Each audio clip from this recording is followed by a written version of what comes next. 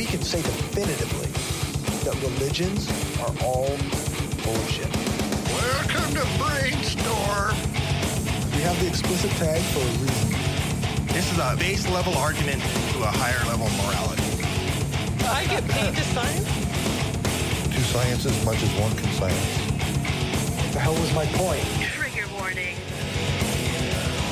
The Brainstorm podcast will criticize your most cherished beliefs. We attack nonsense in all its forms and discuss difficult subjects. If you peddle pseudoscience, supernatural woo, or religious dogma, then this is not your safe place. This is the home of hardcore skepticism.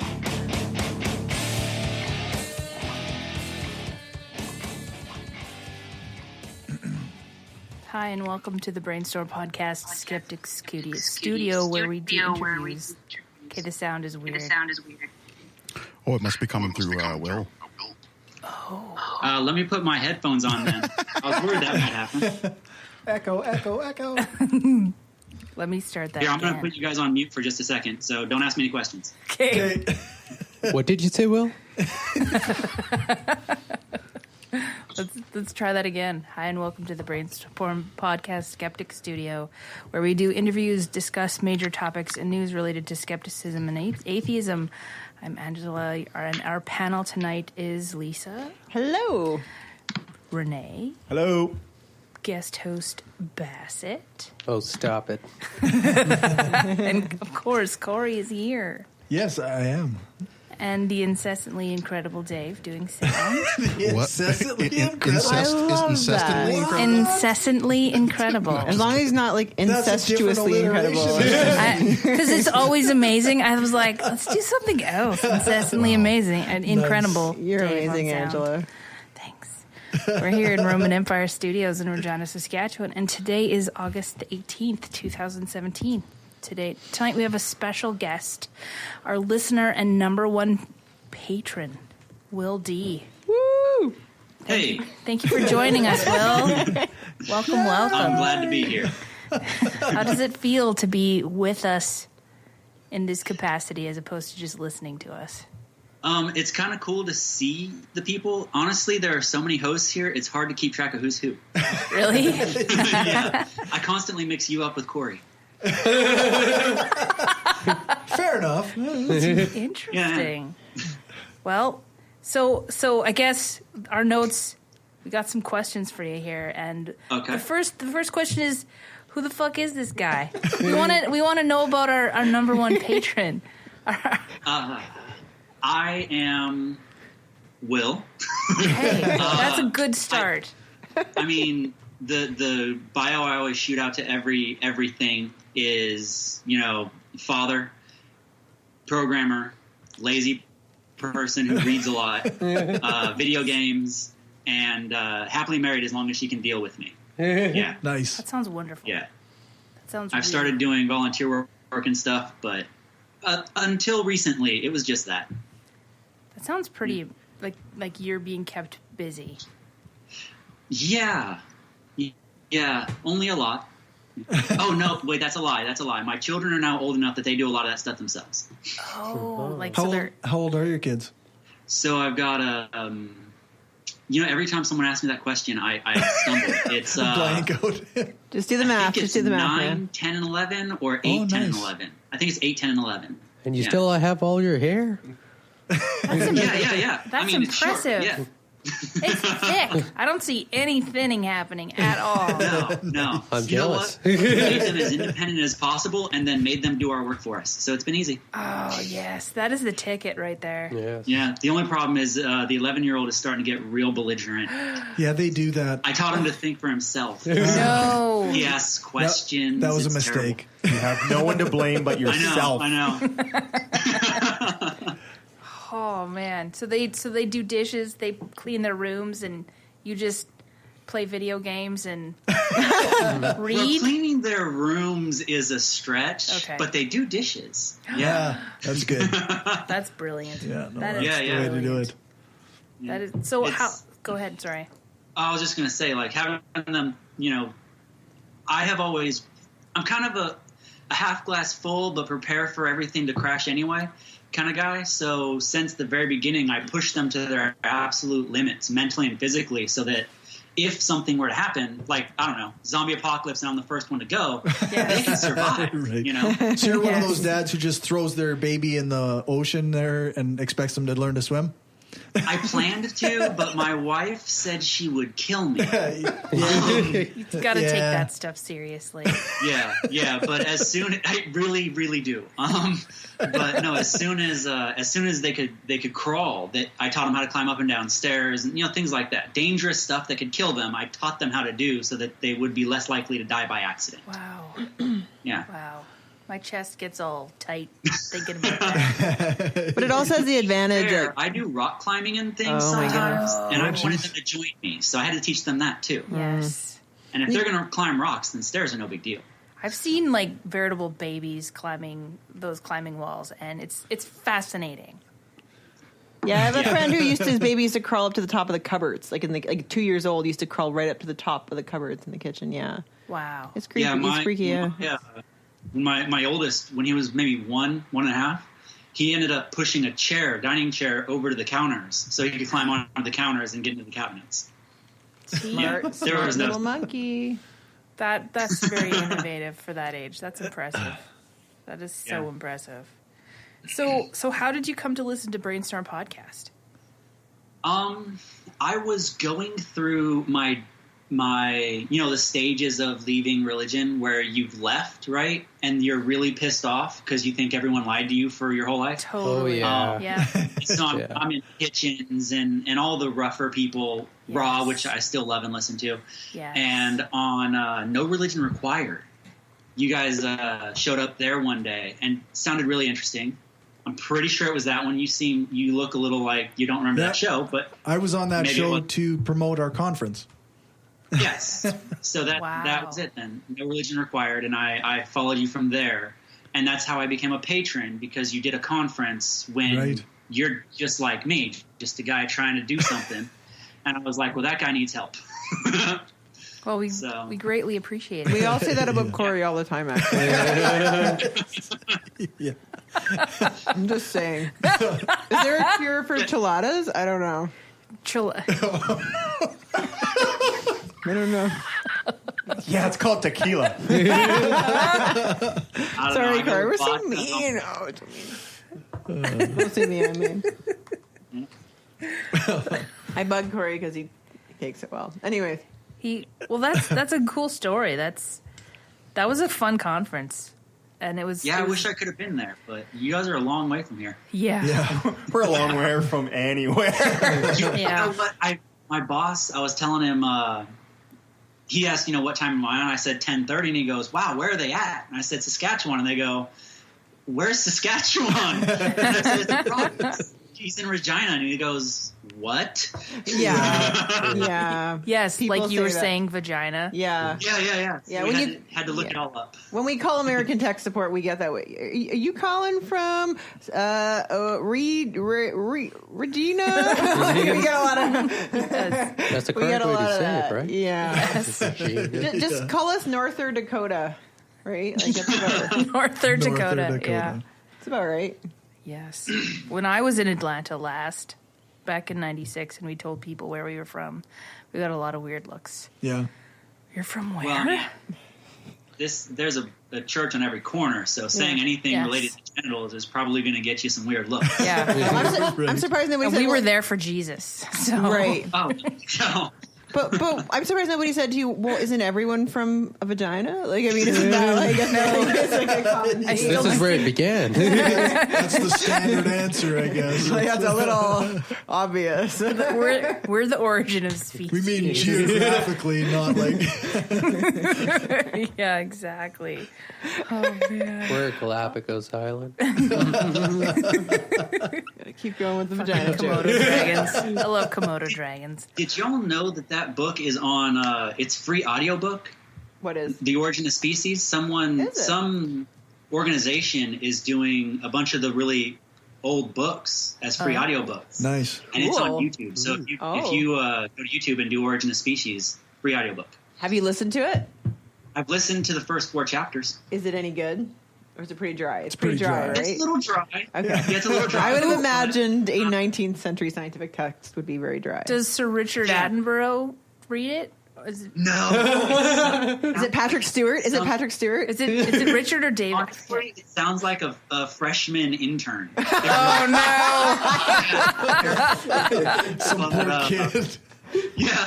And you know what? I grabbed a couple of the books, or they put a link to their website on the YouTube, so I went to the site and I grabbed a couple of the books, and it's always the same lady. I feel so bad. It's like it sounds very much like she hates what she's doing. It's good. It's good work. So That's awesome. Okay. That is fantastic. I want to hear more about your journey to atheism. Do you want to talk about that a bit? Yeah. I will talk about pretty much anything. Be careful Sweet. what you ask. Let's do this, other man. than Proprietary stuff from work. I've been cleared for anything. So yeah. But I started out with. I was raised a cultural Christian, I guess you could say, and so I was told, "I'm a Christian. Jesus died for you." Maybe I think I was told that, but it was definitely Christian. And then I moved down here, and my parents were split, so I moved down here with my dad, and he was like, "We're going to church, Christianity, Baptist."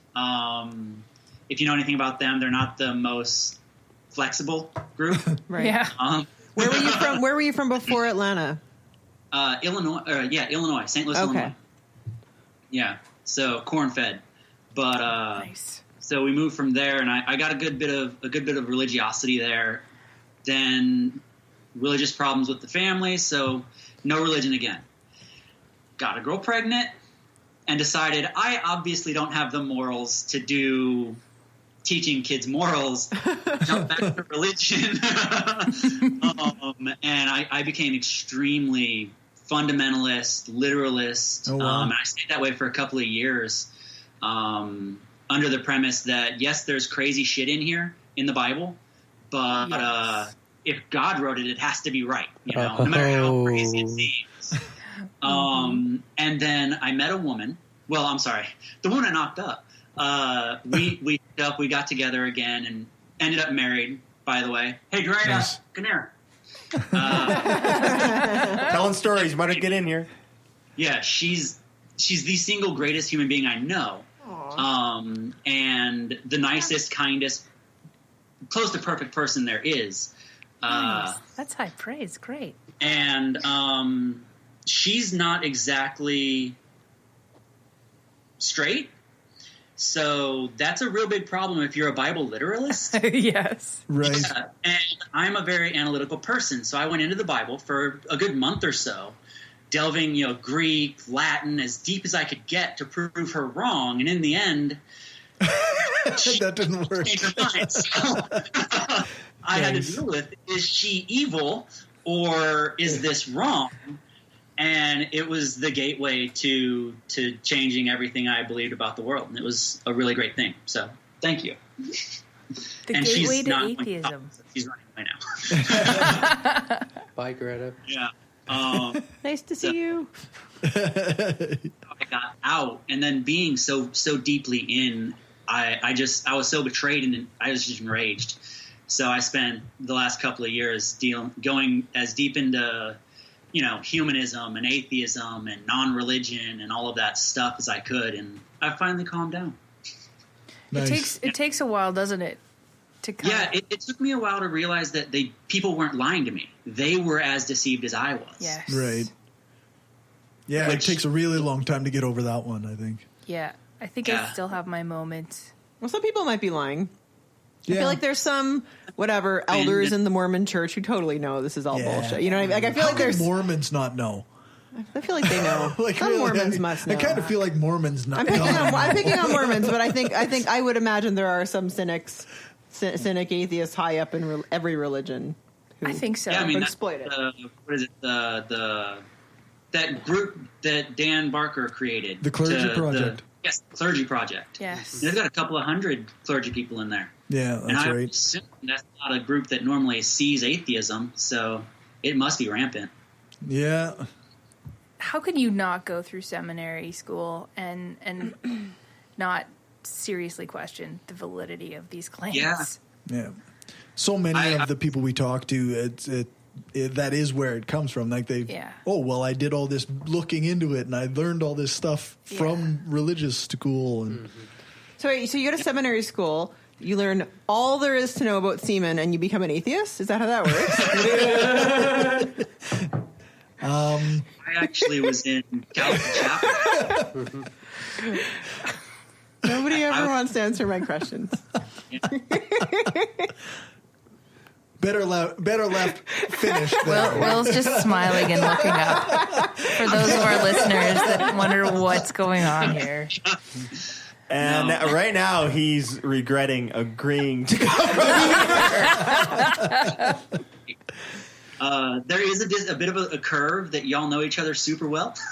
But you're doing amazingly well. Yeah. You know what? It's the shot of vodka, shot of amaretto, and 12 ounces. That's the trick. That is the trick. Yep. Helps out a lot. Makes all the difference. Yeah. You know what? The hard problems for me, though, getting out of religion, I didn't have a bad experience. You know? I was in I left a Baptist church initially just because I moved, but I was going through troubles, which is something religion is really good with, coming together when you're having problems. For sure. Mm-hmm. And I left there and went to a Calvary Chapel, which was wonderful. The people were amazing, just tiny church, wonderful, happy, kind, huggy, free food people, because this is the South, free food. Those are the food. best kind of people. Yeah, right? Hell, they bought tires for my car when I couldn't afford tires to get to and from work. Wow. Right. Great. So it was hard to leave. But, they're still good people, I guess. Do you still communicate with people that are still pretty hardcore religious? No. Sadly, the only people I communicate with that are hardcore religious, I work with. Okay. The rest of them, I try to talk to them, but it's always, let's bring you back in, Okay. The last church I was in, they were grooming me to move up. Probably because I've, been a manager and whatnot, and I can handle people, and I'm not afraid to do work, so... But it's hard to stay there if you don't believe there's a God and you're being honest. Yeah, that would make it tough. Mm-hmm. Yeah, it's a little rough. That's a definite deal breaker. Yeah, really. Yeah, I suppose, but I guess for some people it kind of isn't, right? Like there must be some people who stay in it for that community, that sense of. But if you want to be honest, I mean. Yeah. You're gonna. It's hard out here. I don't know how it is in Regina, but out here, because I know y'all are like half Catholic, half not. But out here, it's so deeply ingrained in everything. It's not, hey, where do you work? How's your wife? It's what church do you go to? Right. Yeah. You don't even get a hello. You meet someone on the street. It's hey, what church do you go to? Wow. It's like, it's really deep out here. In your face. Yeah. So do you not have non-Christian people? Like, are they asking Muslims what mosque do you go to? Like, are they asking Hindus what temple do you go to? Like, I don't know. Like, is it that doesn't? There's no brown people in Atlanta.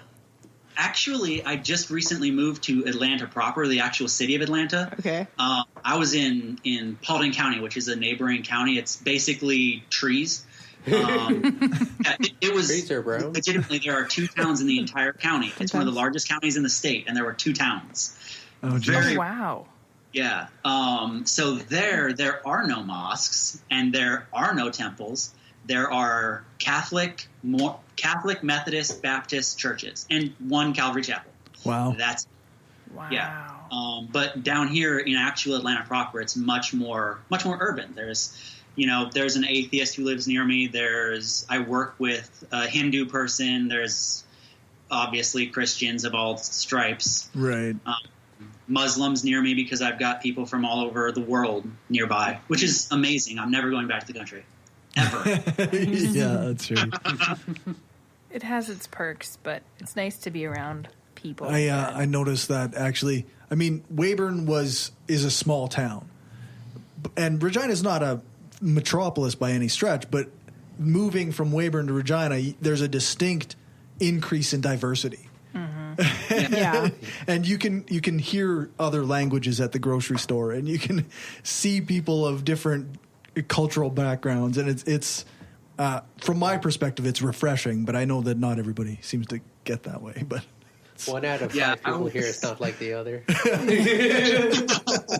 I was actually doing some demographic stuff earlier today, just because it came up in my scrolling around on the internet doing whatever, and noticed where I used to live in Illinois, it's 94% white, 5% black, and everything else says 0. So whatever that 1% is, it's not noted. Wow. And Pauling is about the same. Actually, it may have been 20% black. Yeah. So Canada has a lot of immigration. So most urban centers, even if you want to stretch it and call Regina an urban center, have a lot of immigrants. So I grew up in Calgary. I grew up in the more culturally diverse part of Calgary. So I mean, it's, I was a minority in my school for sure, like growing up. So that's a foreign way to grow up to me. It's weird. Now, when I saw you come across the camera, because for people who are just on the podcast, there is a camera, and you yes, like a minority. Freaky. I think he was talking to me, but saw you. No, I thought. Oh, whatever. No, she was able to block your head. It's okay. It's pretty big head.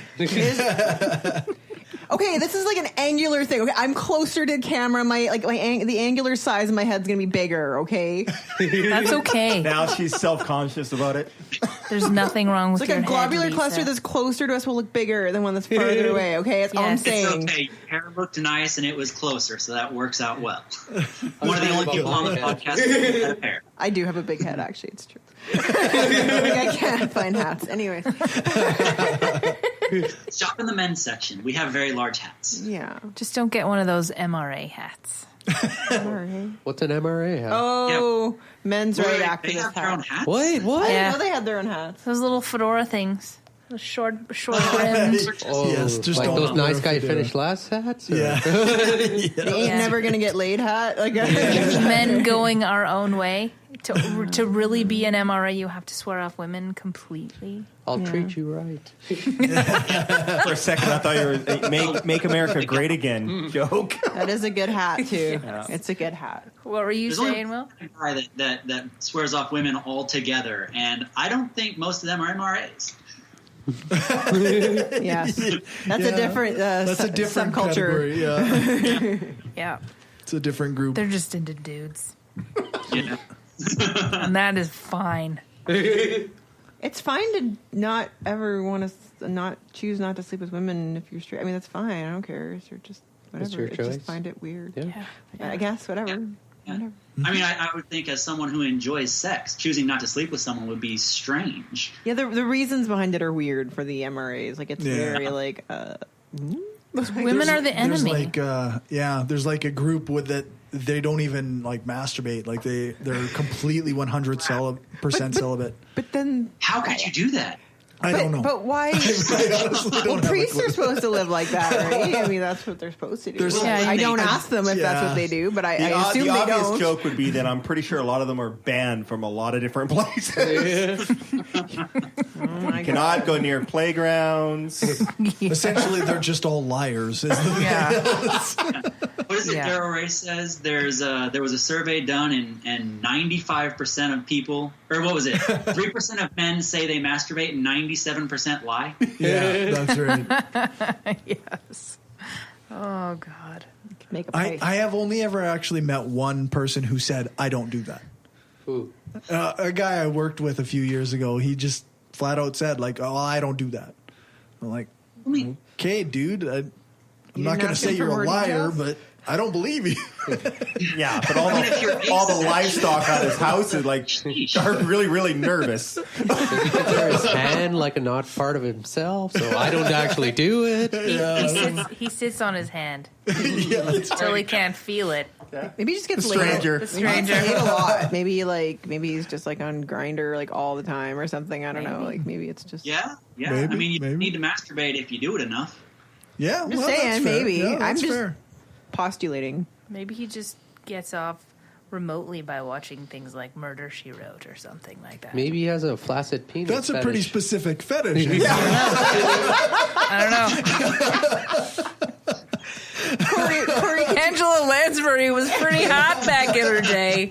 Would you invite him to be on the show, Corey, so we could ask him about this? We'd like to know. No, I would not. Oh. No. This is called the good old fashioned brainstorm train derailment. Yes. We're right off the rails. We're talking about brainstorming his masturbation. alternative masturbation Yes, techniques. it's true. We're Thanks for bringing brainstorming. it back home. You're welcome.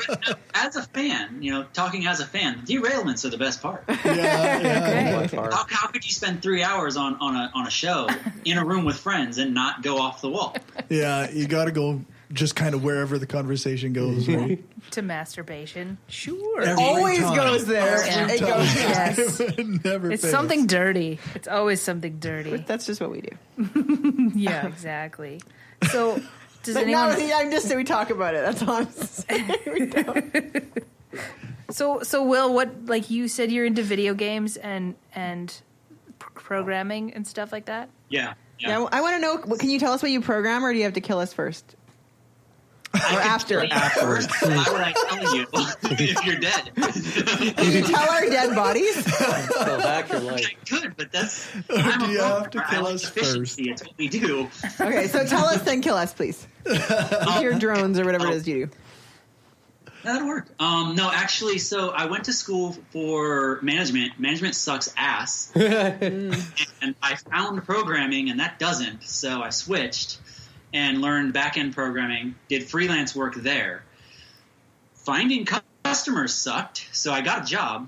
And the first place to hire me was a front-end place. By the way, if anyone doesn't know what any of that meant, back-end people make stuff work. Front-end people make the pictures you see on a website.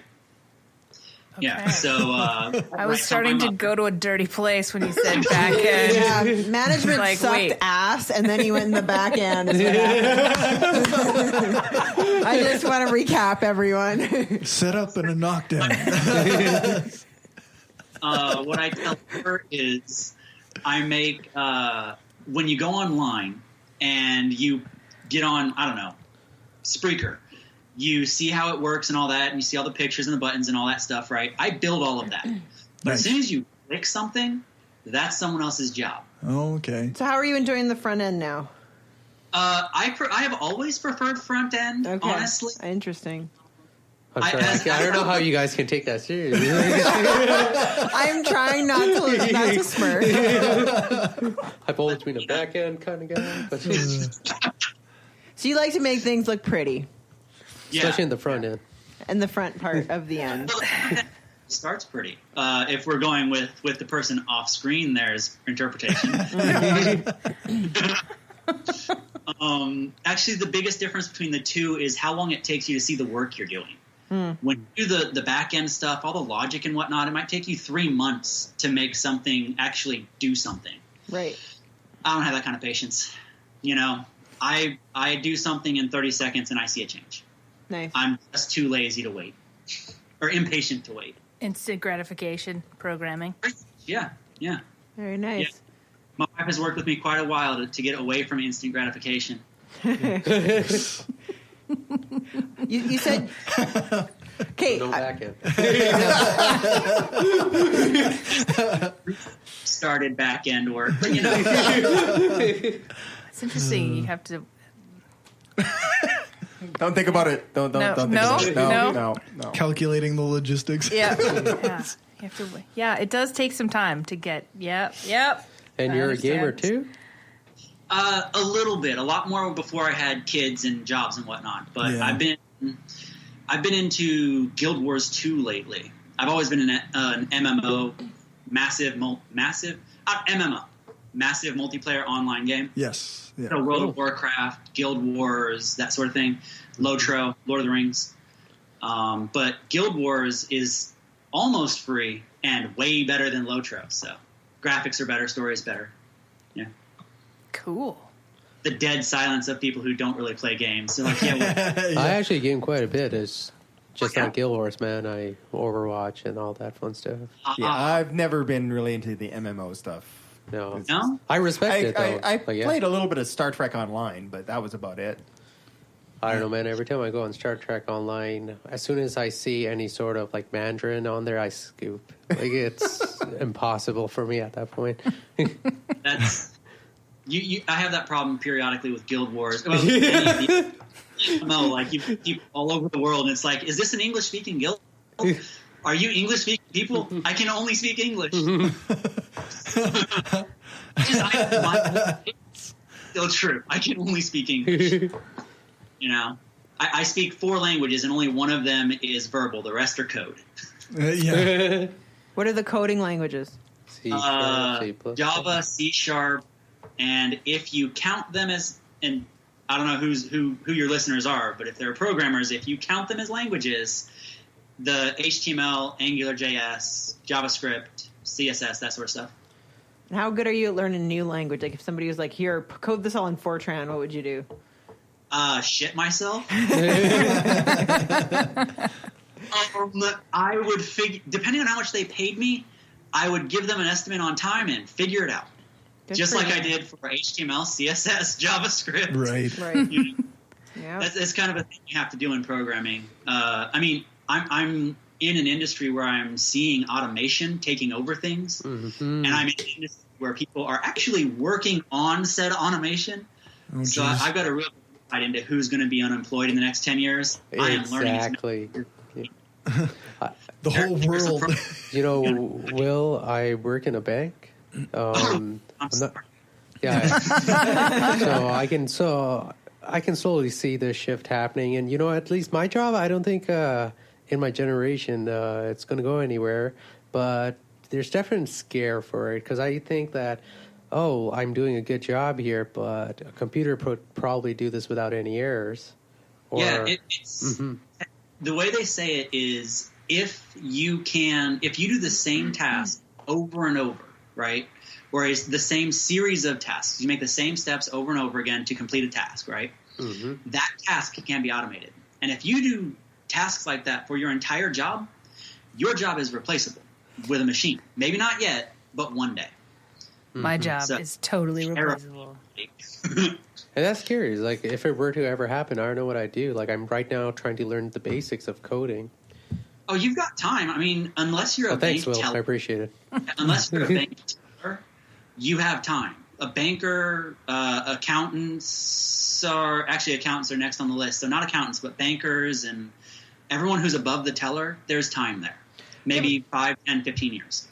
But in the limit, right? Like everyone's job is replaceable. I mean, I'm a physicist. There's a lot of problem solving. There's very little doing the same thing over and over again. My job is replaceable once the AI gets good enough. Coder's job is replaceable once the AI gets good enough. Computers can write their own code. I mean, just need to get the AI there. It's just a matter of time. So as long as people stay oppressed, I still have a job. There is a point where we are in Star Trek Next Generation, yes. Right.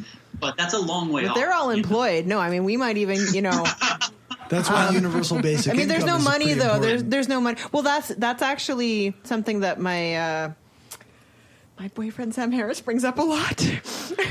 You love Sam Harris too? I love him. Fuck me too. I get little emails. Angela was with me when I got like his email because I'm on his list, right? And I got an email. I'm like, oh, Angela, I got an email from Sam. She's like, what the fuck? I'm jealous. You can get on his mailing list too. But he talks about that. He talks a lot about needing to figure out. We're gonna have to totally restructure our society if the way that you get food and sustenance to live goes away, and that goes away for pretty much everyone. Yeah. We got to change our society. Yeah, we have to fundamentally change the way we do things. Yeah. I mean, no it's other way. Definitely, and it's faster than people think. Tesla is they're announcing their automated or semi-automated cars, semi-truck, tractor trailer. Yeah. In September of this year. There's a lot of truck drivers out there. I don't know about Canada, but America's driving is 20% of the workforce. Oh, wow. Driving of some kind or another. I think I've heard Uber and Tesla. There's that's so many truck drivers here. I've actually heard that it's something more like 60-70% of white men drive for a living in the States. Like if you just look at that demographic between a certain age, really white men? What for white? Yeah, I know. In the States. I'm talking in the States. All I can think of right now is Yeah. all I can think of is if it goes that way, it's like, I need this delivered there by Tuesday. I'm sorry, Dave, I can't do that. Well, I think the reason that particular stat gets brought up with white men in the States is that's the Trump supporter. Like that's the, what I mean? That's where that demographic's coming from. Because those jobs go away, those people are. I can't wait till Trump tweets about Tesla and drops their share price a few $1 billion. Yeah. Well, if he says negative things. Oh, I'm sorry. Go ahead. No. Please go. Okay. What's terrible is this is a problem that we could solve. We have years to figure out, what to do next, right? But no one's doing anything about it other than like philosophers and debaters and things. Mm-hmm. No one in policy is doing anything. We know low-skilled jobs are going away. All tellers, all cashiers will one day be obsolete because they're more expensive than robots. Mm-hmm. Yeah. All fast food will one day go away because Google has a machine now that if you have items in exactly the right spot, it can cook you food. Right. And the only other job there is a teller.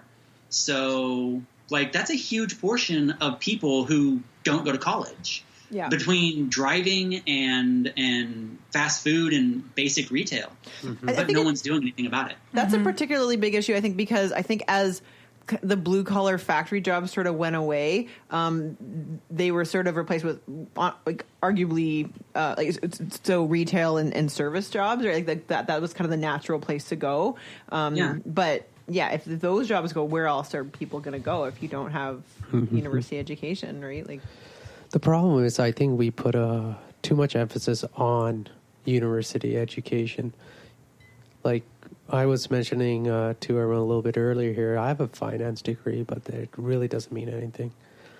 Gets your foot in the door, though, right? If you didn't have that, how would you apply for the job? That's all. I mean, I'm not saying you use what you learned at your degree every day, but I'm just saying it's like a selection filter. And you're right. I just think the jobs put too much emphasis on degrees, because especially if you look at something like accounting, most of that stuff is taught on the workforce. Right. Mm-hmm. My job, I'll be honest, it's more of a sales job. My jobs before that, I thought I'd be applying financial analytics, all that stuff I learned in school, but they gave me a calculator and said it does everything for you. And it's sad to admit, but I came to a realization. I've just been like a salesman since I've joined the financial industry, and a lot of people I've graduated university with, they really feel that they put $30,000 to $50,000 of loans towards something just to get a job that pays them $30,000 to $50,000 a year before taxes. Right. Oh, I know. It's getting y'all ridiculous. got to go into programming. Yeah, I'm with Will on that one. But even programming, I mean, there's a lot of places, as far as I know, are outsourcing programming to places where you don't have to pay people as much. If you can pay a programmer in India less to do make the same program, you might do that. I mean, they do that in my field of work too. Right. Same thing. Yeah, that is a thing that was really common, but has become less and less common over time because those people suck. Well, I actually have a job. I mean, not to say all outsourced people suck, but I have my job now because they did a terrible job. Right. And the 3 people they hired after me were hired because people not only out of the country, but in our country who were hired in to do work did a terrible job. So people are seeing the value of being able to employ people in your building so you can, interview them, search their credentials, see that they suck at their job and hire someone else. Yeah. Interact with them, right? You have a feedback mechanism as you're building your product, right? Yeah. So, I mean, I actually work with UPS, and one of their larger groups is back-end programming because it's the outsourcing it was just terrible. And they found even though it costs more to hire people in America, they save so much money and get so much, better user experience and better code that it was overall better to just hire them here. Yeah. Doesn't matter anyways. The AI overlords are going to replace your job in 20 years. Eventually, which is why I'm learning new languages. I'm going to learn how to code the AI.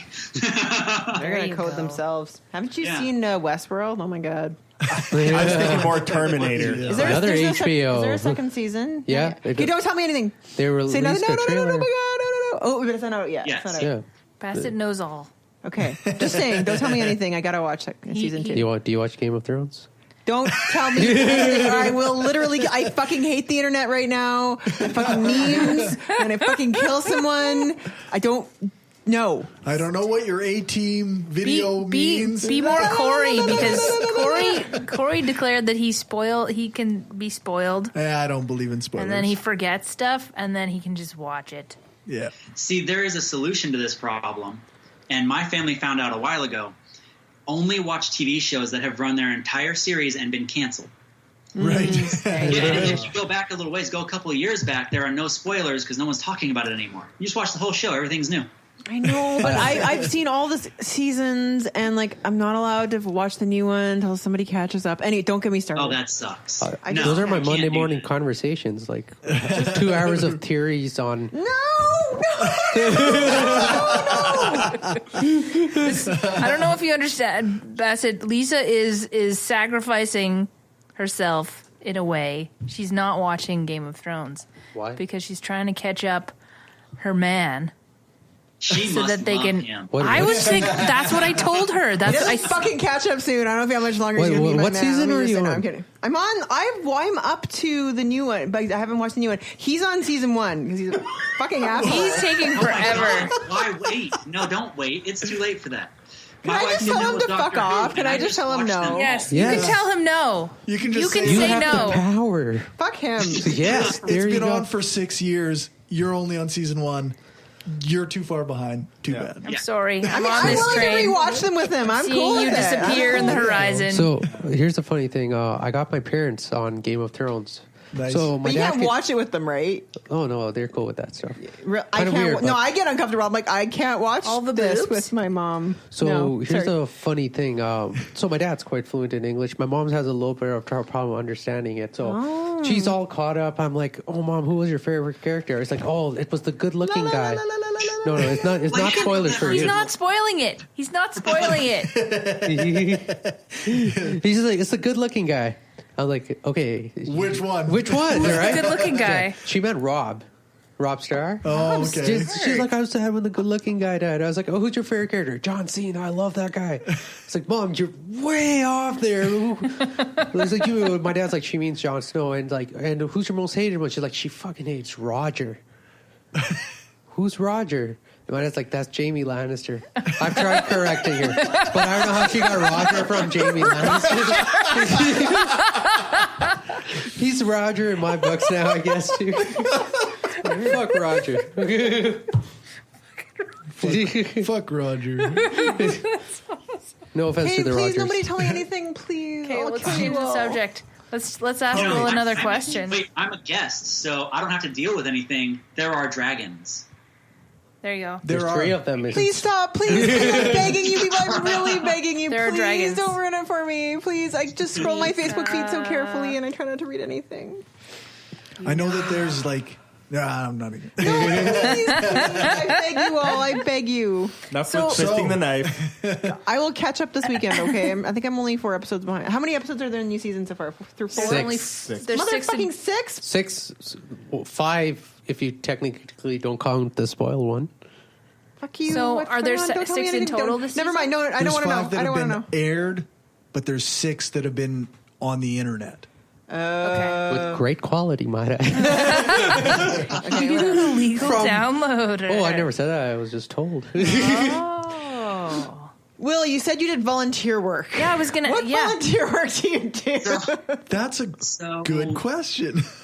I am starting to do that. I've always, back when I was religious, I had a calling to help people, right? Yes. Now I know I just like helping people. I'd like to better the world. You better not be volunteering to You're show a people Game of humanist. Thrones. That's all I got to say.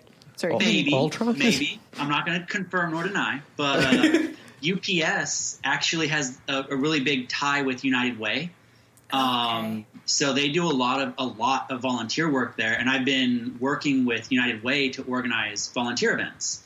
So I know last week, I think it was, we went out and helped at a place that I forget. I'm starting to forget you guys aren't near me and don't know the places I'm thinking of, but volunteered at a place that actually donates clothes and, like baby seats and all, basically anything you could need for a child that you are fostering. Nice. Wow. Cool. Yeah. So they actually go through, I'm trying to remember the numbers, I think $600,000 worth of stuff a year.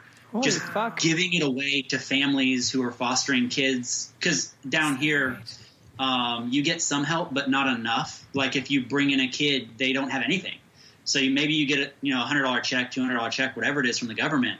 But that doesn't help the kid that first month, and it certainly doesn't buy him a backpack, a stroller, and a wardrobe. Mm-hmm. So we help them there. Actually, UPS updated all of their lighting and built shelves and stuff for them, stuff like that. We're going to help next week at a school for special needs children and teens. Nice. We're going down there. We generally do like landscaping and organizing stuff, and UPS does a lot of logistics, so we kind of leverage that there. And then we play with kids, which is fun. That's cool. Yeah, and I'm working on finding specifically secular places to volunteer, because there are people I work with who aren't necessarily secular, but definitely aren't Christian. Mm-hmm. Okay. Because I'm in a very diverse working area, and they don't really want to volunteer at like the Catholic charity. Yes. Which, as far as I know, isn't a place we volunteered, but just as an example. So I'm trying to set those up, pet shelters and things like that. That's cool. I know there's a lot of really religious dogs out there. You have to be careful. If I don't want to offend the religious dogs, but there are religious dogs too, and cats. Holy shit! I know. Right? Actually, I think all cats are atheists because they're pissy. They're so pissy. You can't get them together to save your life. I'm pretty sure some cats are Satanists. Which atheists have you met? atheists are like herding cats, right? It's like, okay, everyone, let's all agree. No, like, fuck you. Yeah. Well, all the atheists I know are pretty pissy. I'm really nice. Oh, I'm sorry. I was corrected by the perfect woman back there that cats think they are God. Oh, true. Yes. Thanks for clarifying that. Yes. Very true. Fair enough. Oh, that's awesome.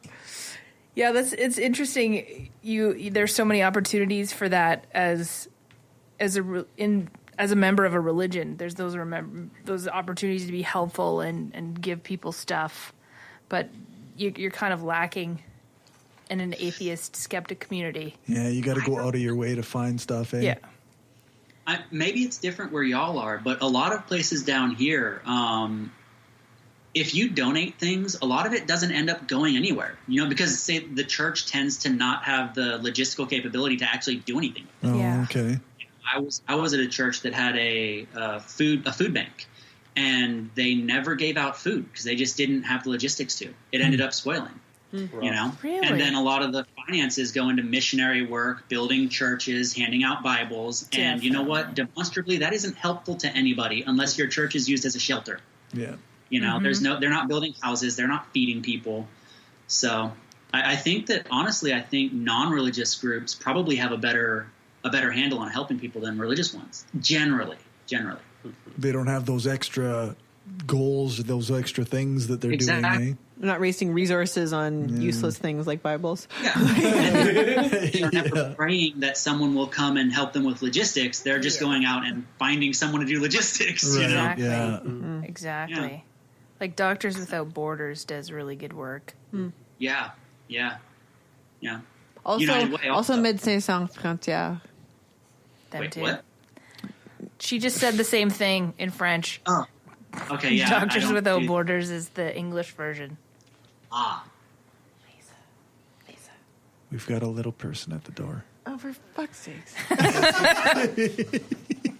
Oh, my God. I have to pee. That brought to mind a great thing. My children left to go spend the night at a friend's house tonight. And the reason they cited to do so, to be allowed to do so, was because I was going to be on a podcast and they didn't want to interrupt. Wow. Perfect. Yeah. One of them wants to be a judge when he grows up. So nice. he's working very hard to come up with solid arguments. Good. That's impressive. Is that the oldest one? He is, yeah. Yes. Yeah. That is a noble pursuit for sure. All boys? I think it depends on why you do it. Yeah. That's. How does your wife feel about that? She's still sad. Yeah. But you know what? It looks like my brother is going to have all girls, so it'll be okay. There you go. Yeah. We can trade. Yeah. And if you're a fan of Game of Thrones, I'm just You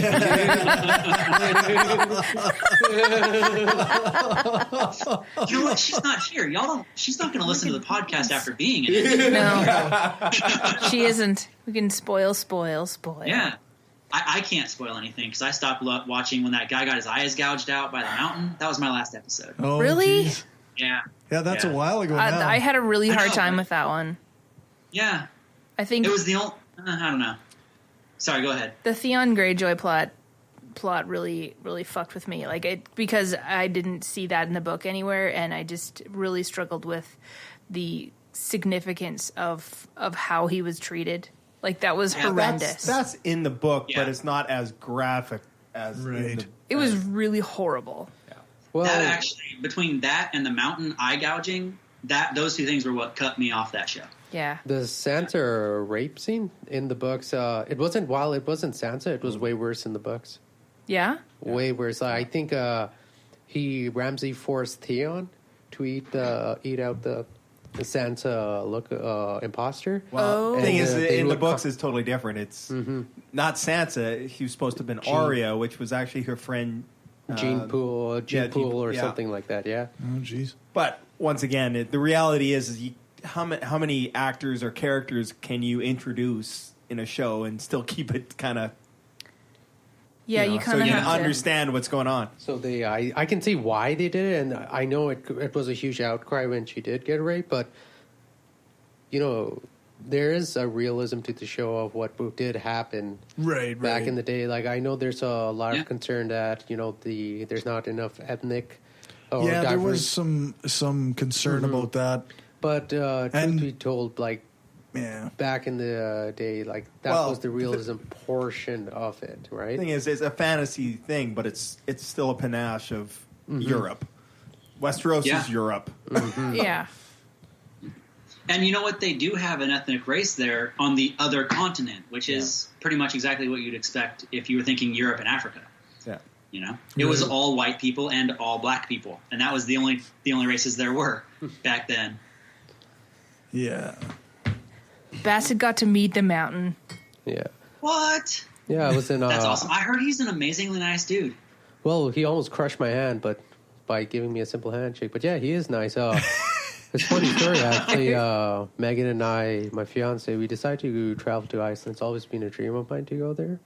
Yeah. So once we landed, I remember my coach, strongman coach, telling me, he's like, if you somehow see the mountain there, get an autograph because he's a huge strongman.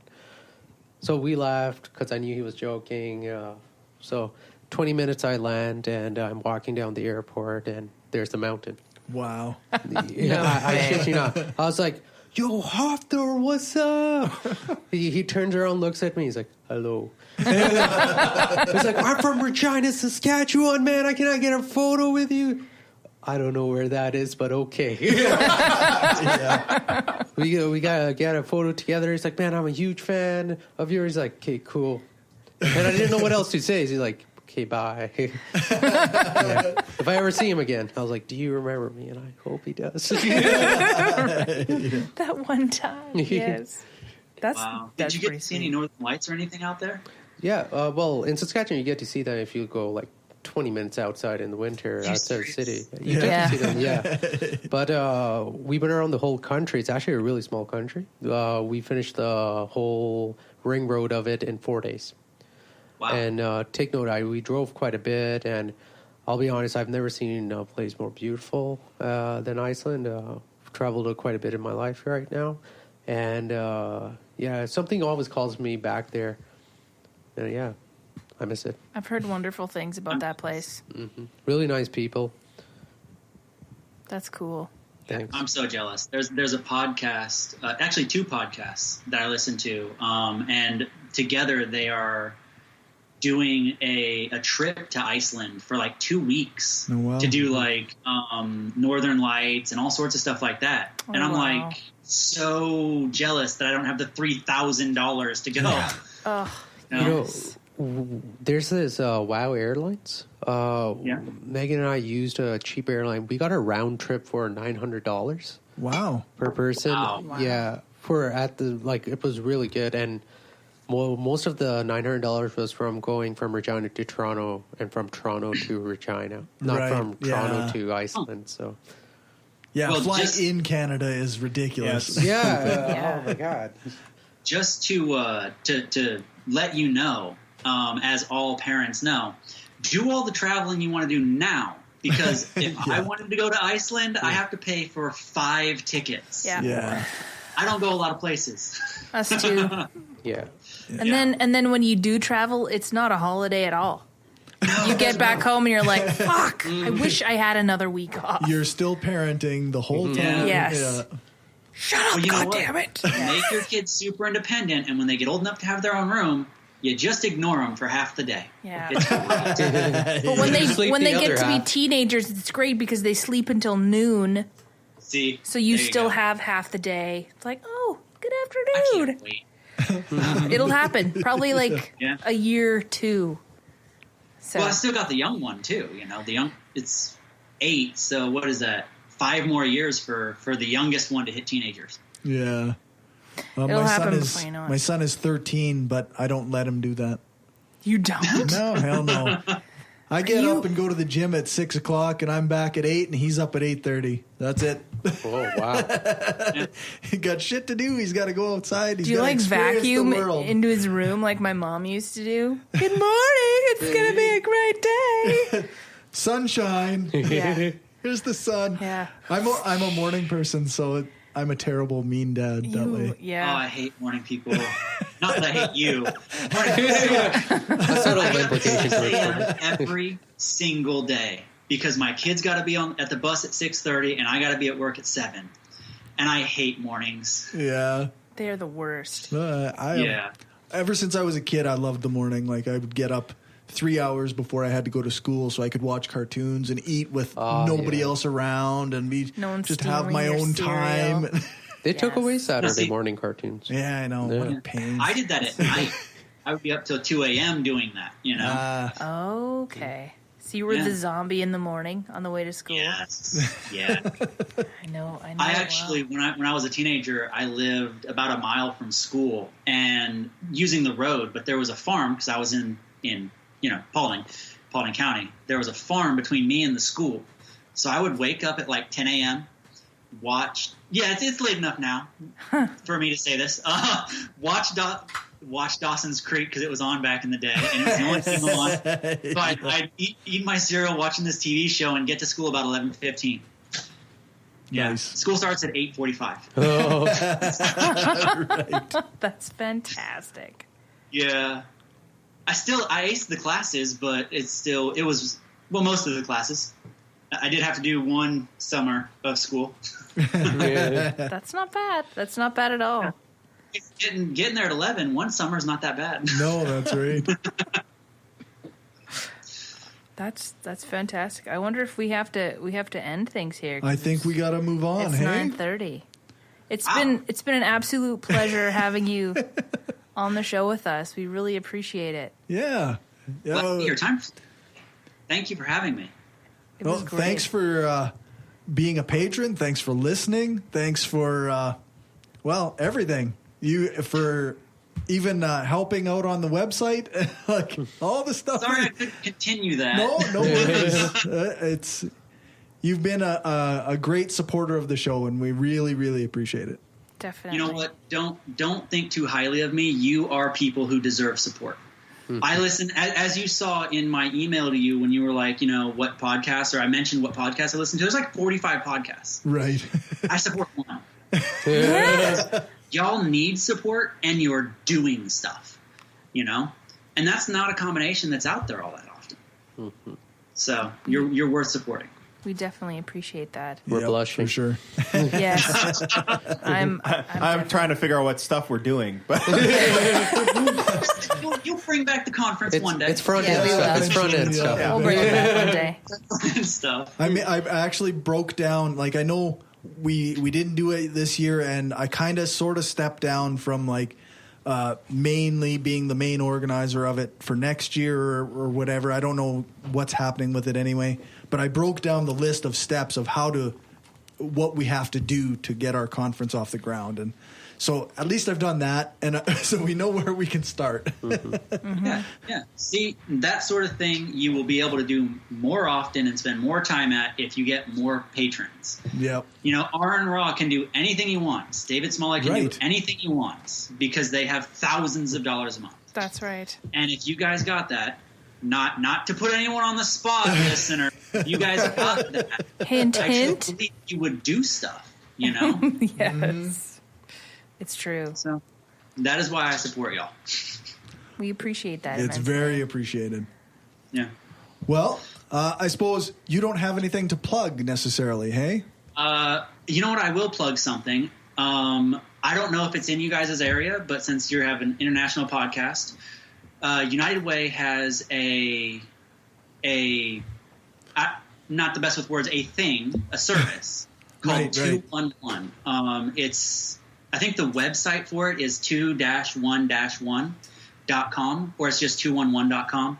And what they do is you call them when you have an acute emergency. My house burnt down. I just got kicked out. DUI, whatever your issue is. My kids were taken by defects. What do? I'm on drugs. I need help. Anything. You call them, completely anonymous. No one ever knows. And all they do is figure out through United Way's vast network, international network, who can help you. And they connect you to those people. Well, that's a great idea. And you can use them as often as you need for whatever you need. That's called. And it's free.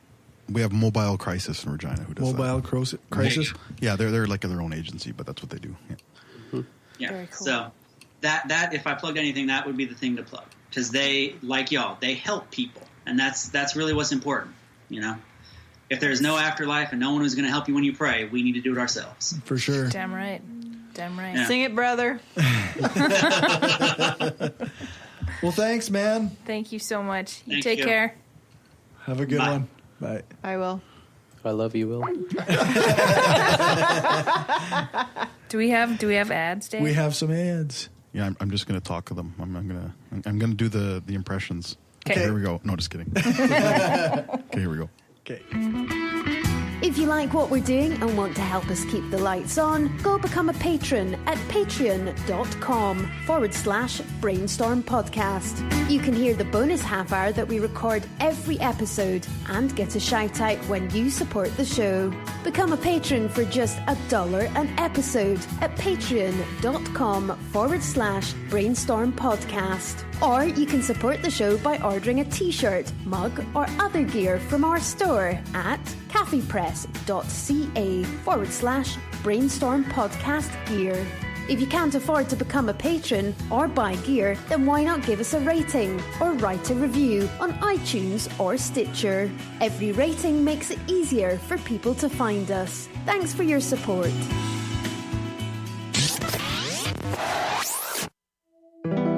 We are given one life, full of billions of small and large decisions. To be somebody, to change, to be kind, to give hope, to become a better person, and to leave a lasting impact on this planet.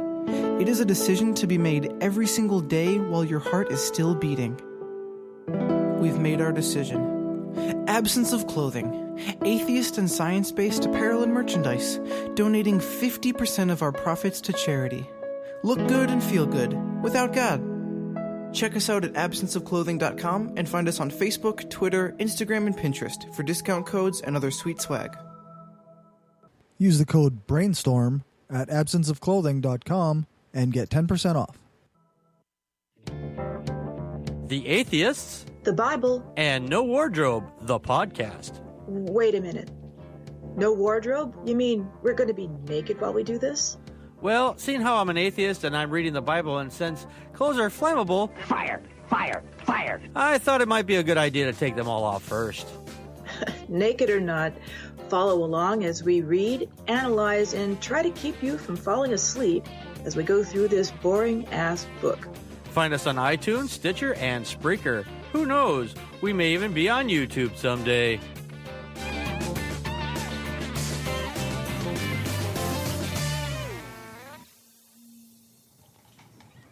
Are we back? No. We're all in heaven. We're all like, fuck, there was a God. God damn it. He was behind the couch. Okay, so the back end. That's never going to get old, sorry. You really enjoyed that. I love that. You enjoyed the back end. I'm just saying. So our back end enthusiast here is a new host or guest host, potentially new host if he wants to keep coming back. Basit. So I guess just some background. Where did you grow up? Did you grow up religious? How did you become an atheist? You know, the typical stuff. Yeah, I was born and raised in Pakistan. Definitely a different way of lifestyle then. Never really felt comfortable there. Never really enjoyed the place. My family and my dad used to work in China, and I would just see him periodically. So eventually he ended up getting our family a visa, and we all moved to China and lived there for quite some time. Oh, wow. Yeah, it turns out Mandarin's really hard to learn. I bet, yeah. Would never have guessed that. Yeah. So instead of learning English, we went from Urdu and Hindi straight into Mandarin. And so there was no hope for me in that regard. So my dad said, okay, my dad moved a lot for his job and for my education. Oh, wow. So we moved to the States a bit. And at that point, all my family left Pakistan and immigrated to Germany. And from the States, we moved to Toronto. And in Toronto, I lived there for 10 years. Learned English by playing a lot of video games. Nice. Yeah, I had a friend that helped me out through quite some time. And I still blunder quite a few times here and there. And then came to Regina and did my university degree in finance here. I became an atheist. I'll be honest, I really like going on dates, and I always wonder, why is this a sin? I understand the temptations of it, but why would, why do we have to frown upon something that's so fundamental to ourselves? And then, if you actually, when you're growing up and you're hearing about the miracles and everything, and you're hearing about the war victories, and you see it in such a different light, and when you're an adult and you're critically looking at it and saying, oh, wow, Muhammad was a warlord. He married a 9 to 10-year-old girl and when he was 50. And, stuff like that started getting questioned. And every time I asked these questions, it was kind of met with retaliation. It's like, oh, you're thinking like a Westerner. Why would you do that? And this is just my experience. I know everyone has a little bit of a different input, but I felt extremely uncomfortable. And the religion itself was quite violent. And every aspect of it, like when I read in the Quran, we were met with I was met with that it was written in a different time. And at the same time, it's preached as being the most perfect book. And that's quite a controversy and irony in itself. Mm-hmm. So, I was under an undercover atheist for a bit, and it was really tough to talk to my family about it. Right. We luckily ended up putting that behind us, and I never liked the idea of putting God over your family or your loved ones, and And I'm surprised nobody really talks about it, but the concept of internal hell. What the fuck? Yeah, it seems suffering pretty weird. for suffering for the rest of your life, for eternity. That's quite cruel. And I remember the day I left it, the waking up the next day and just feeling sense of relief. And I haven't really looked back. I do miss the community a bit. They were really nice people. We never really talked religion when we were with each other. But now I feel like every time I am with them, it's always a religious conversation. Oh, geez. Yeah. And it goes both ways. If they talk to me about it, instead of like kind of diverting the conversation away, I really tack on those points there.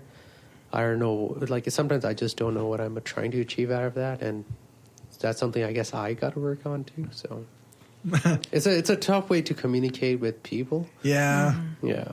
Is your family still religious?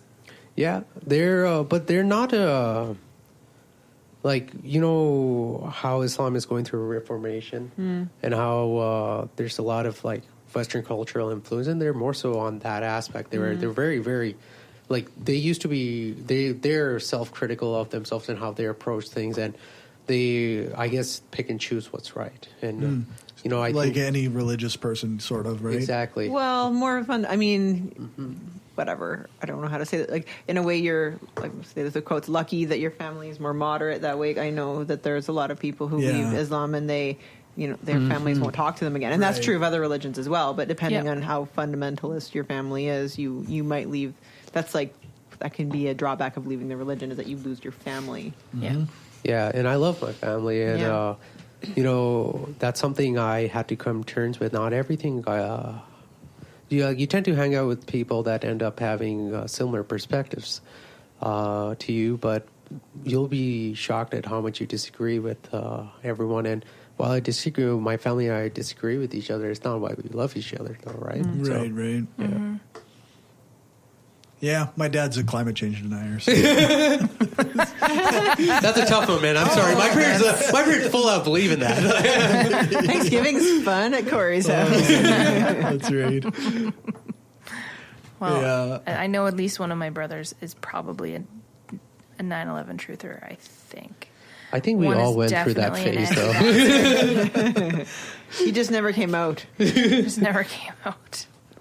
Yeah. Actually, that's what I didn't do. Even when I was like a weird conservative, and I was an idiot conservative for a while, 9/11 was clearly the action of Matt, these I never believed George W. Bush was smart enough to pull any of that shit off. I really thought he was an idiot. Yeah. It's giving him a lot of credit. Yeah. I heard a stat, it was back in, it must have been 2 years after 9/11. And the stat was something like 40% of people believed that it was an inside job, that America did it to themselves. And I was like, what? 40%? Holy cow, that seems insane. Turns out they only polled people from rural Saskatchewan. That's right. A bit of a selection bias there. Yeah, exactly. But yeah, I mean, I had plenty of nonsense beliefs in my life, so. I think we all have. Jeez. It's kind of weird. When I was in university, a lot of my friends, you wouldn't really know that we're so politically conservative. We all never really talked about it, and everyone just understood that, when I'm from Pakistan, you don't make racist jokes, blah, blah, blah, even though I straight up made them all the time. But I never realized it till this the Syrian refugee crisis happened. You see it all over Facebook and how against there, all of a sudden everyone became so knowledgeable on fiscal spendings and how we should be putting our money, on how everyone started caring about our veterans all of a sudden. It's like, oh, why aren't we allocating about this? What's this? Yeah. Wow. I'm glad you solved our economic issues. There's that meme before Facebook, I just thought everybody believed in science. You need to join more knitting groups on Facebook because they were all knitting hats for the Syrian refugees. Oh, there you They go. were. Wow. Yeah. Very progressive knitting groups. Knitting groups are very progressive, actually. It's That's actually true. Like, fantastic. it's a lot of lefties in knitting groups, generally speaking. Yeah. So many. Unless you join the prayer shawl people in the States. You avoid that's a those different humans. group, though. Avoid those humans. They're fine, but Jesus Christ, like at some There's point. the hippies who knit, and there's the religious people who knit. I have more bit of oil and faith water in the there. shawls than what they, you know. Prayer shawl. Anyway, sorry. I digress. Go ahead, Corey, please. Anyway, so I guess, your specialty is finance, so we kind of, you came up with some stats, some information to discuss? Okay, I want to just be a disclaimer here. I tried to come up with some stats here. So there's some things I'll talk about with finance in general. What a lot of people think it's basic finance. It's more complicated. What a lot of people think it's complicated. It's actually basic. The first thing I want to do is I'm trying to somehow connect personal finance to climate change. And I just came up with like a random theory with no basis whatsoever. So I want to do a little bit of research in it that climate change for a lot of people in debt is a back burner. If you think about it, we have consumption of fossil fuel and the dependency on agriculture. It's quite a huge contributor to climate change, as we all know. So my theory was that when someone's worrying about putting food on the table, when someone's worrying about essentially getting to work on the fastest time possible and strapped for time most of the time, sorry for the English there, that they're not exactly thinking about their carbon footprint. Right. So, I can attribute, like, I can attest to that. Like, I don't worry much about my carbon footprint, really. Yeah, and it's a harsh truth. I just don't want people to think I'm the greatest salvation out there. I'm awful. So I decided to just do some data crunching. So first thing I did was I looked at the world's carbon emission and saw. And there were some arguments that people made that we don't need a carbon tax because Canada does only about 2% of the world's carbon emission. And they're right. They're right about as a country, right? As a country, but you have to also look at it on a per capita basis. Yeah. Per per capita meaning per head. And we're the fourth worst in the world when it comes to that. So China's not even in the top four. I believe it was Saudi Arabia, Australia, the U.S., then us. And China was actually below there, and essentially they've made strides and differences. So instead of focusing on Canada, I thought I'd get more data by focusing on the U.S. So I focused on their emission output. I focused on income poverty, regular income levels, and credit card debts to find out if there was any sort of correlation. And if it's more than anything, I think I had more questions after I was done my data. the way any good research thing works. Yeah, I was thinking, it's like, oh my God. So I ended up talking to a few economists about it, and they're like, this is like years worth of research, not something you can look up in 2 weeks. And I was like, oh. Well, but I got to go on a podcast. And yeah, I was like, can I say anything? He's like, not really. So the information I found was now California and New York have the biggest carbon emissions. Right. But you also have to note that on a per capita basis, they're the best in the states by far. Is that okay? So if you just take the emissions divided amongst their population, right. They're the best. The worst, surprisingly, by far, was Wyoming. And of course, there's different output, and there's a lot of variables associated with this. So I was wondering, it's like, why Wyoming had the worst. So I was thinking, okay, maybe their poverty level is the highest. They had one of the lowest in the state. Their income was around average. Probably because everyone has their own big-ass truck. Is what And their debt levels were actually not that bad either. And so overall, after doing some research, there's a lot of import and exports. While a lot of poverty places have demand for it, and the emissions came from the supplier. Right. So it's not where the study I've more so done. It's a lot more complicated than what I've given it credit to, because if the emissions coming from the supplier, that means there's a demand for it somewhere else. So we all each other have to look as individuals and realize that, when it comes to personal finances, it's really tough to put being green first. And every day it's going to be a struggle. When you tell someone about going vegetarian, it's like, what's the cheapest way to get protein? Right. What's the cheapest, it's easy to get carbs. What's the best way to get fat?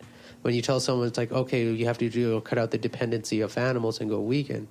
It's like, well, how do you maintain a standard living, an aesthetic look? It's all of that starts combining it. It's really frustrating when you tell someone, okay, you can just walk to work. That's really tough and time-consuming, and a lot of people have to do sacrifice. And all that stuff is backburner because at the end of the day, people still want to enjoy themselves. Yeah. And the amount of sacrifices you tell people to do, it's really tough. You guys would be shocked as a banker, and I can't exactly disclose where I work, but it's a bank. I'm a finance manager there, and most of the people I deal with are in crippling debt. Right. I wish I could say it was good debt, where people went to school and they did it for their education. I do meet clients like that, and I feel sorry for them. But most of the debts I find are people decide to have kids at the wrong time. 18-year-old, 19-year-old, 20-year-olds with giant truck loans. Those are my number one clients, and those are the kids that end up actually going through bankruptcy. Right. When it comes to finances, I just want to let, people who are looking around for homes and stuff like that, just know that the Canadian-American dream it's not right anymore. It was right for the time of getting married, having kids, and buying a home.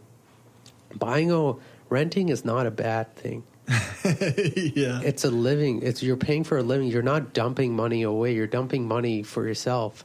90% of the time, mortgages are more expensive than rent.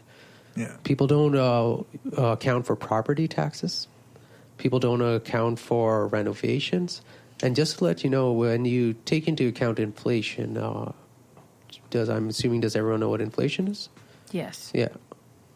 Let's say we do, or if you can explain. Inflation is just the cost of living. It goes up by roughly 2% every year. Mm-hmm. So you also have to tack that onto your interest rate. So suppose you're paying your mortgage at 2.59%, hypothetically. Right. It's a very precise hypothetical mortgage rate. We were offering that 2.59, not 60, not 5. We were offering 8. that at So I'm just saying 2 decimals of hypothetical. Go ahead. Sorry. So I'm okay. You also have to add inflation to that. That means your mortgage is getting 2% harder to afford every year. Right. So if you add all those factors in together, plus renovations, and the fact that 90% of homeowners end up going through a mortgage refinance. Right, yeah. Right? All those factor in, a rent is most of the time going to be cheaper. That being said, there's a lot of another factor people worry about is their credit. Credit's always a fun one because a client could have a good credit score and I could decline them very hard on an application. And I'd like our listeners to know that it's not just your credit we look at. Your credit score is great, but we also look at your capital, your net worth. We look at other stuff like your collateral. But one of the most important things we look at is, can you afford what we're going to give you? Because you have to know banks are not your friends. They're not your family. They're a business. And we will work to make sure we're keeping you happy. That's fine and dandy here. And we can be friendly, but when you come in saying that you have $5,000 in collections and you need it out of there so you can pay down at a lower interest rate, good luck. Right. Yeah, and it's because we go ahead and look at that and say, is this right for the client? No, it's more so we look at it and say, is it right for us? Are we going to get our money back? Right. Right, and I know a lot of people have these controversies on, should banks be like this, and how we're taking their money and stuff like that. We're not. Most of the time, we never steal money. I'm now saying most of the time because most of the time because there are a lot of corruptions. But from my understanding, it's just that there's a lot of misunderstanding of. especially when it comes to like stuff like account fees. I get yellings daily because somebody complained about their credit score. And I was like, we don't monitor your credit. A separate company does that. We just have a deal where we get to look at your credit, so we want to make sure if he can give you a loan or not. Yeah. Finance is extremely unsexy. I've never, very few people I've met that will sit down, even my finance professors, they were like the coolest people ever, but they knew DER and they let me know, like, they're salespeople. You have to understand, if you hear finance, if you're at a private investment firm, those guys are salespeople. They're working hard on it. If you go in there asking them, telling them you're in debt, most of the time they're going to look away and just say, can they make money off you? And if they can't, chances are they're not going to want to talk to you. There's with all your investments, you have to know there's a lot of fees associated with them. Nothing is free. The more money you have, you'll notice the friendlier people get to you. Right. They want your business. So please try to understand that when you go in there, everyone's friendly, but to go out and have a drink with these guys, you need another reason to be their friends. Car salespeople are some of the most unethical people I've ever talked to in my life. Oh, fuck yeah. Gumby asshole.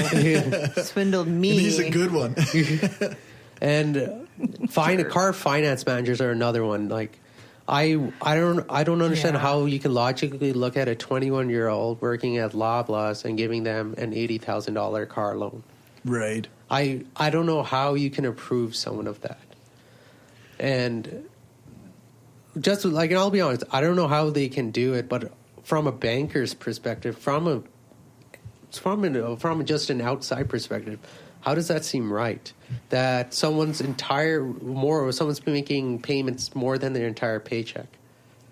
And it doesn't make sense, yeah. But the scary part was, it wasn't the car loan that car company that gave them that loan, who will all know me. It was a bank. Right. Like, so if the individual came in with me, I would decline him. But he got it. The car company did something to tell the bank to approve it. And I'm not, like I said, this is not a conspiracy, but I think something at some point his income was inflated. Well, I can speak to a little bit of that as a person who was in crippling debt at one point, and like car finance people will tweak the numbers here and there. You know, like they'll be like, no, if you want to get approved, we'll work with this numbers. And even if like you kind of, I mean, and people are a little bit complacent in it too, because they go, well, I make this, and well, maybe I can tell them I make a little bit more, and like, I got this payment, but I don't really pay that. There's a lot of the other aspect. I don't know if you guys have personally ever dealt with mortgage brokers. There's now in Canada, typically banks will never give you a mortgage unless you can do a 20% down payment. That's a rough estimate. And now there's a new company called the Canadian Mortgage Housing Corporation, CMHC. Yeah. With a fee tacked onto your mortgage, you can make a low as a 5% down payment nowadays with a 4% fee attached to that. Right. Just simplifying it that much. Okay. If I go anymore, I think you'll lose viewers. If someone's debt servicing ratio, that means their income versus their cash inflow versus their cash outflow. If it's 45%, they get declined automatically by CMHC. Right.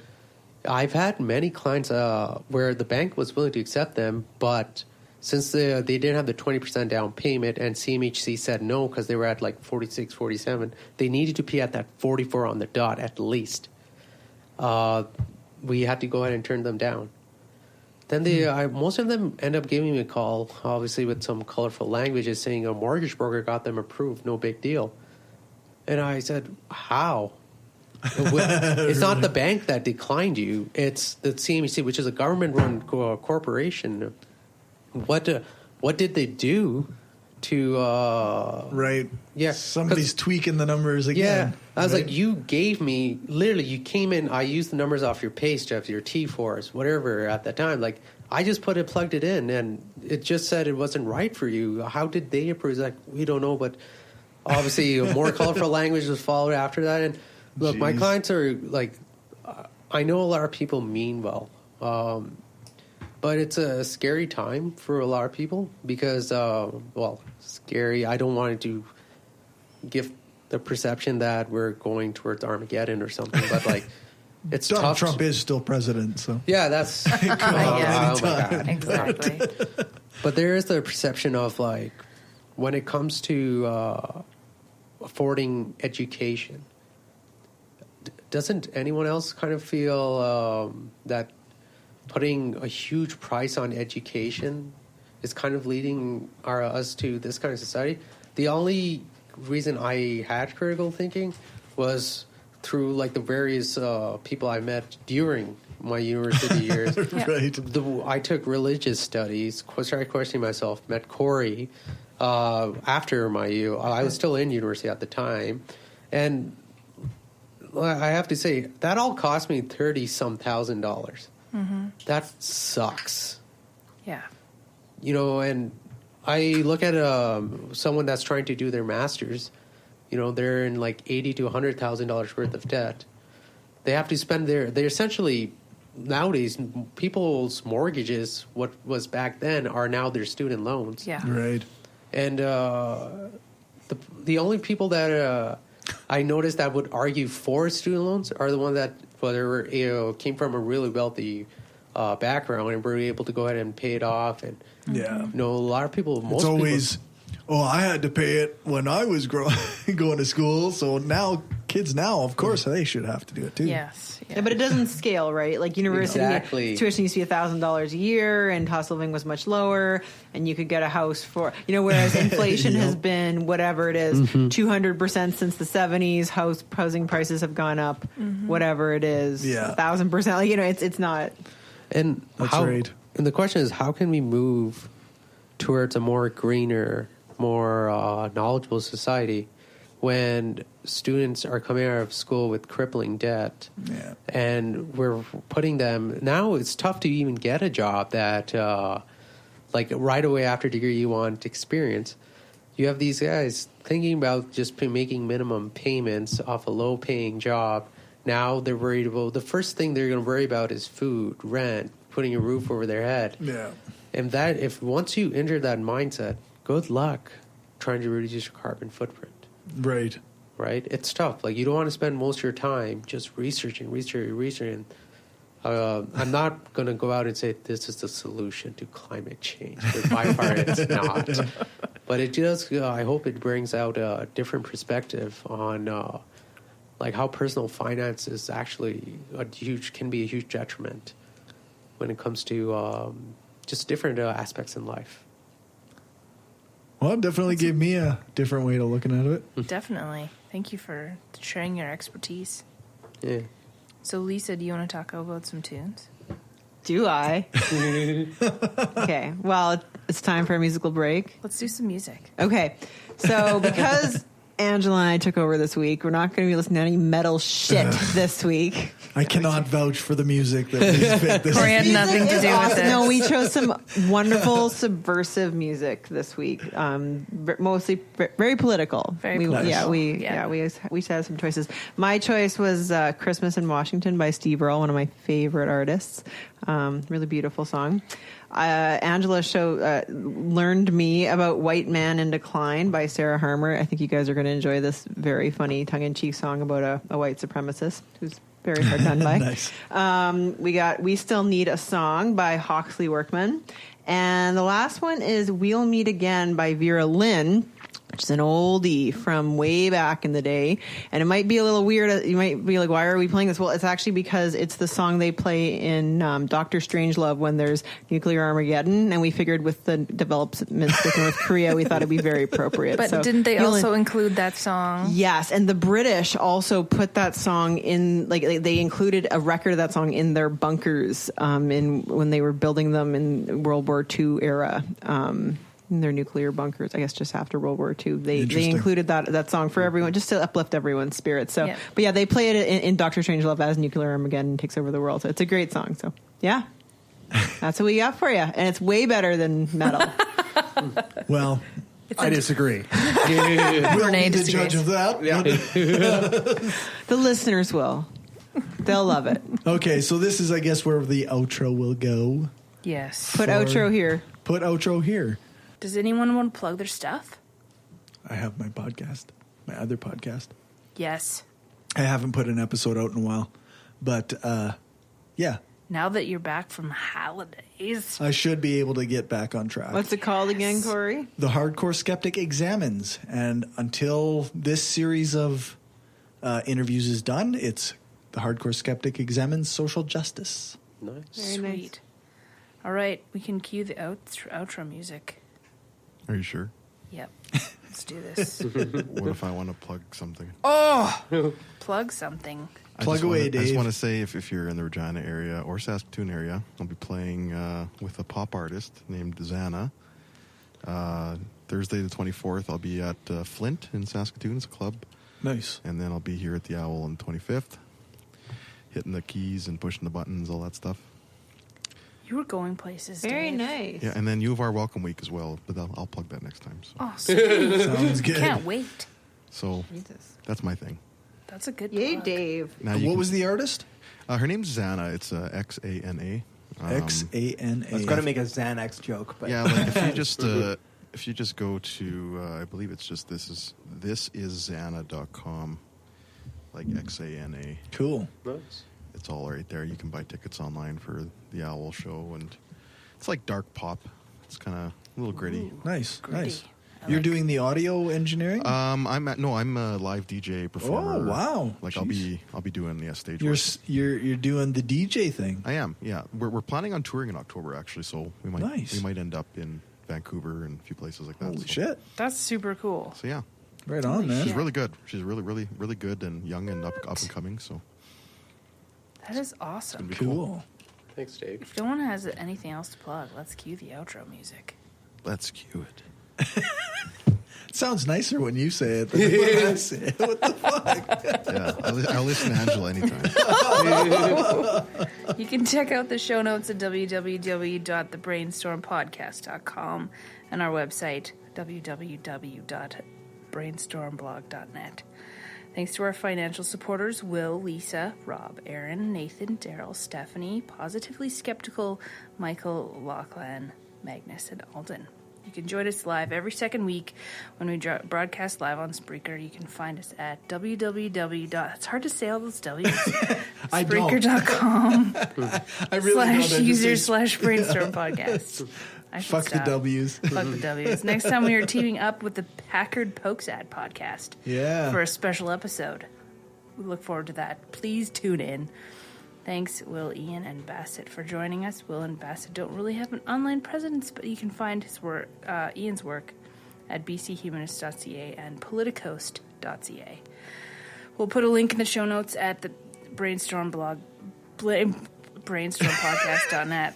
Let's try that. The notes are going to be on brainstormblog.net, and they're a work in progress. Thank you to Dave for our intro music. Thanks to Alex Capper-Murdoch for doing the voiceover for the intro and for some of our ads. And thanks to Jason Como for our outro music. Corey's laughing at me because now he's not the only one. You can find his stuff over at aloststateofmind.com. All music is played either with permission or under the SOCAN license to play. For more information on SOCAN, you can check out the music license info page on our website, brainstormblog.net. I think that's everything, so give us a rating and a thumbs up or a fave on your podcatcher of choice. Join our Facebook group, like our Facebook page, follow us on Twitter. Share the show and spread the word. You're drunk. You're doing a great job. So tired. Thanks for listening, everybody, and remember, the truth matters. And it's out there. Is also out there. And it matters. Note taken from the astrophysicist. Trademark.